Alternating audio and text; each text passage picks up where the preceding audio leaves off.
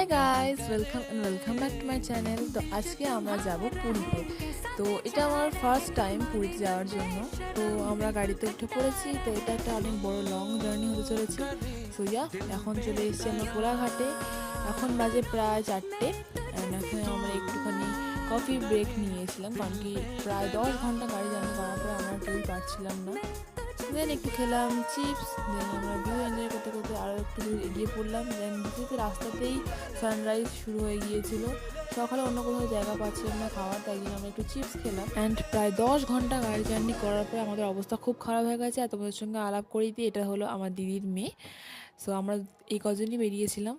তো আমরা এখানে ভিউ এনজয় করতে করতে বেরিয়ে পড়েছি। এবার রাস্তায় এত খিদে পেয়েছে আমাদের যে আমরা এই দোকানটা জানিয়েছিলাম একটু ব্রেকফাস্ট করবো বলে। তো আমরা এখানে খেয়ে নিলাম কচুরি, তার সাথে ছিল একটু ছোলার ডাল। গাইস, একটা মিনি ব্লগে সব কিছু বলা সম্ভব নয়, তো তোমাদের সঙ্গে দেখা হবে আবার পরের ব্লগটাতে। ওকে, বাই।